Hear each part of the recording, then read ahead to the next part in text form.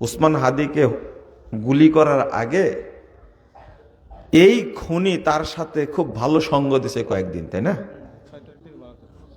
6 তারিখ থেকে 12 তারিখ পর্যন্ত অনেক ব্যবহার ভালো দেখাইছে, কিন্তু ব্যবহারের সাথে অন্তরের কোনো মিল ছিল? এই তো। কিন্তু 12 তারিখের আগ পর্যন্ত তার সবকিছুই কি ছিল? মিল ছিল। অন্তরের সাথে মিল ছিল না। আপনারা বুঝলেন 12 তারিখের পরে, তাই না? 12 তারিখের আগ পর্যন্ত বুঝছেন এর অন্তরেও যা আছে, ব্যবহারেও, ভিতরেও, বাহিরেও তাই আছে। 12 তারিখে বোঝা গেল বাহিরে একরকম আর ভিতরে কি আর এক রকম। এবার কি পরিষ্কার হয়েছে? কিন্তু আমারটা আপনি বুঝতেই পারলেন না, আমি মারা গেলাম। বা আপনারটা আমি বুঝতে পারলাম না, আপনি মারা গেলেন। কিন্তু আল্লাহর সামনে কি এটা লুকানো যাবে না? আল্লাহ অন্তর খুলে দেবেন। এই দেখো দেখো, তুমি দেখাইতে একরকম, ভিতরে কি আর এক রকম। কি বলে, মাকাল ফল দেখতে ভালো, উপরে লাল, এটা বলেন না কি যেন? হ্যাঁ, আপনারা কেউ দেখেছেন মাকাল ফল? কে কে দেখছেন? ভিতরে কে কে আছেন দেখছেন? এমনি হাত তুললেন নাকি আপনি? দেখছেন? এই হেদায়েত ভাবে দেখছেন তাহলে? মাশাআল্লাহ। ভিতরে খুব ছেঁচড়া গন্ধ। তাহলে প্রবাদটা খারাপ না। আমি জীবনে দেখিনি, যে জানলাম আসলে দেখছেন কিনা, না শুধু কথাই তাই। আপনিও দেখছেন? যাক, মুরব্বীরাও দেখছেন, যেহেতু সত্য কথা হয়তো বা। তো ঠিক আল্লাহ রাব্বুল আলামিন এটা খুলে দিবেন। তোমার বাহিরেরটা দেখার, ভিতরেরটাকে ইউবআসুন নাস আলা নিয়াতিহিম। আজকের প্রেক্ষাপটে, বর্তমান অবস্থায় দুনিয়াতে এটা ধরার কোনো বুদ্ধি নেই, কোনো সুযোগ নেই। আপনার পাশে একজন বসে আছে, আপনারই ঘাতক, সুযোগ পেলে ও আপনি কি করবে? কুরবানি করে দিবে। আপনি কি বুঝবেন এটা? বুঝতে পারবেন না। এই হলো অবস্থা। রাসূল সাল্লাল্লাহু আলাইহি ওয়াসাল্লাম বলছেন, লা তাসতামিউ আলা কলবি ইমরিন আস-সিদকু ওয়াল কিযব। কোন মানুষের অন্তরে সত্য আর মিথ্যা একত্রিত হবে না, এক জায়গায় হবে না। আল আমানা ওয়াল খিয়ানা, আমানত এবং খিয়ানত দুইটা এক জায়গায় হবে না। ওয়ান নিফাক ওয়াল ঈমান ওয়ান নিফাক, ঈমান আর নিফাক এক জায়গায় হবে না। এবার বাঁচার বুদ্ধি কি তাহলে? যার অন্তরে নিফাক আছে তার অন্তরে ঈমান নাই, যার অন্তরে মিথ্যা আছে তার অন্তরে সত্য নাই, যার অন্তরে খিয়ানত আছে তার ভিতরে আমানত নাই। রাসূল সাল্লাল্লাহু আলাইহি ওয়াসাল্লাম বলছেন, আল ঈমানু আল মুমিনু আলা ঈমানিহি ওয়াল কাফিরু আলা কুফরিহি ওয়াল মুনাফিকু আলা নিফাকিহি। কিয়ামতের দিন তাকে উঠানো হবে, মুমিনকে উঠানো হবে ঈমানের উপরে, মুনাফিককে উঠানো হবে নিফাকের উপরে, আর একটা কি বললাম, আর কাফেরকে উঠানো হবে কুফরের উপরে। মুস্তাদ আহমদের হাদিস।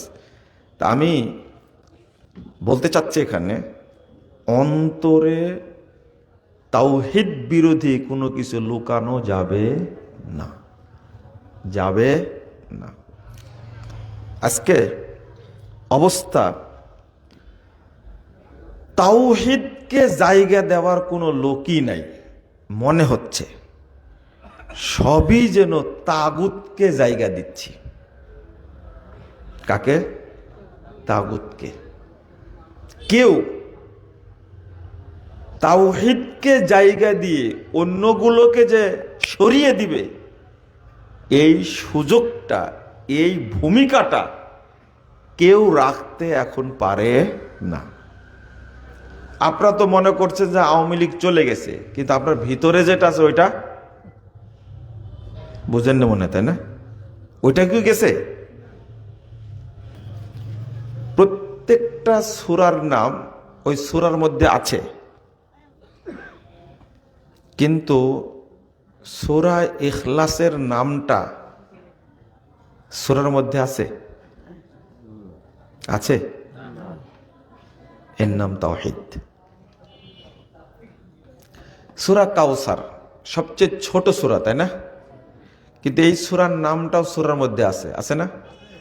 ইন্না আ'তাইনা কাল কাউসার, এই দেখেন আছে। সূরা নাস সর্বশেষ সূরা, আছে? আছে।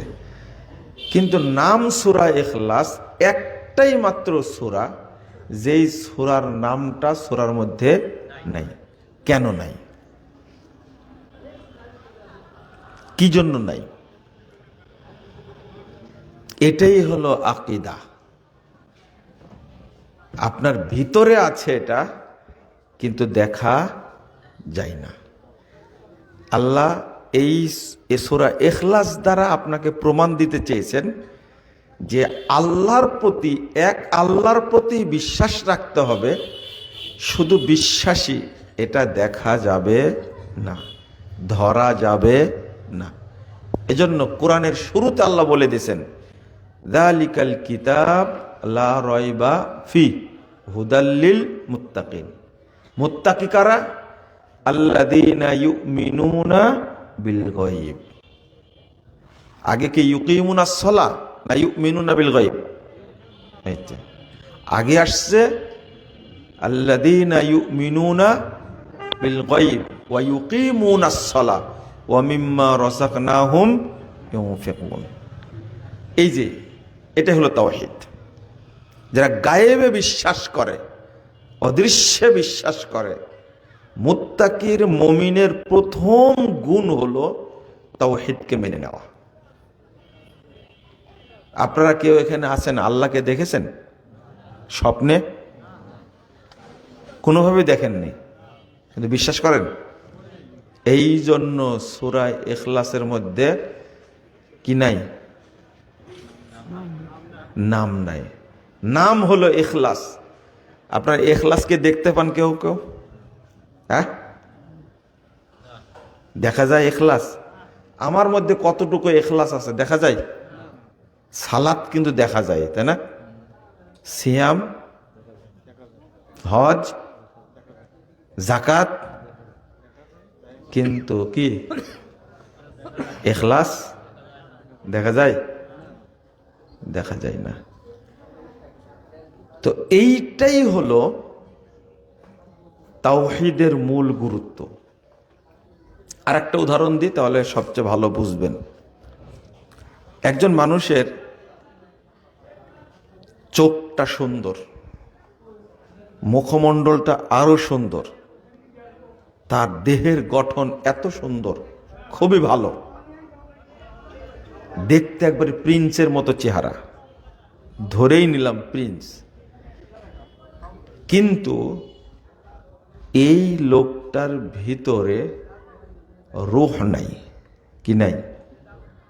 কি নাই? আত্মা নাই। কি নাই? আত্মা নাই। তাহলে একে দিয়ে কি করবেন?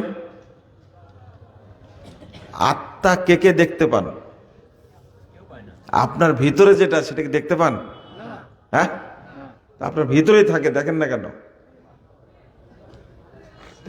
বলেন তো, লোকটার সবকিছু ঠিক আছে, ব্রেন ভালো আছে, চোখ ভালো আছে, কিডনি ভালো আছে, হার্ট ভালো আছে, কিন্তু নাই ভিতরে কি?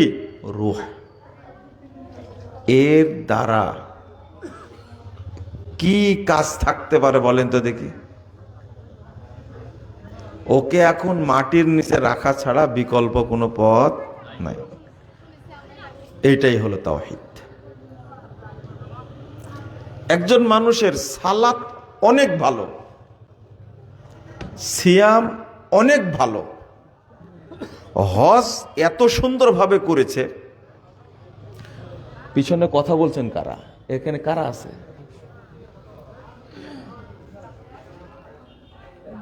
এখানে যে আলোচনা চলছে তারা কি জানে?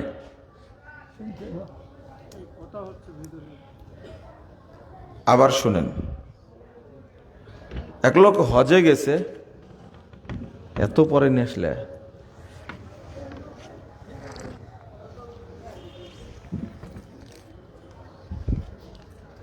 সারা দিনে এক কাপ চা খাই, কিন্তু ওই টাইমটাতে পাওয়া খুব মুশকিল। তো তাড়াতাড়ি আসছে, 10 মিনিট হয়নি মনে হয়।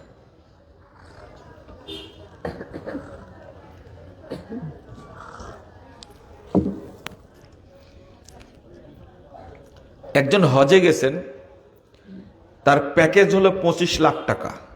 কত? চিন্তা করেন, 4 জনের হজ করা যাবে যে টাকা দেয়, সেই টাকা দিয়ে একাই গেছে। এই হজের কোনো দাম নাই যদি তার মধ্যে তাওহীদ না থাকে। আমি কি বুঝাতে পারিছি এবার? সালাতের কোনো দাম নাই যদি ভিতরে তাওহীদ না থাকে। যেমন একজন লোকের চোখ যতই সুন্দর হোক, কারো কারো চোখ থাকে হরিণের মতো, খুব সুন্দর দেখতে, কারো কারো মুখমণ্ডল থাকে এত সুন্দর, নাকটা লম্বা, কপালটা চওড়া, দেখতে সেই লম্বা। এই রকম মানুষের অঙ্গ প্রত্যঙ্গ সব ভালো আছে, শুধু একটা জিনিস নাই, সেটা কি? রূহ। আপনাদেরকে বুঝাতে পেরেছি? এই লোকের কোনো দাম নেই, কোনোই দাম নাই। ওর দাম এখন একটাই, তাড়াতাড়ি মাটির নিচে রাখতে হবে ওকে, এছাড়া দাম নাই। ঠিক তাওহীদের অবস্থা এই রকমই। আপনার সালাত যতই ভালো হোক, আপনার সিয়াম যতই ভালো হোক, সেটা যদি তাওহীদ না থাকে আপনার ভিতরে, এই সালাত, সিয়াম, হজ, যাকাতের কোনো দাম, মূল্য আল্লাহর কাছে নেই। এই বুঝটাই আজকে দেওয়ার চেষ্টা করবেন ইনশাআল্লাহ। আপনারা আরো একটা ব্যাপার হলো, আচ্ছা, আল্লাহর কাছে যাই কোনটা? আপনার হাত, পা, ভুঁড়ি, চোখ, কোনটা যায় বলেন তো দেখি?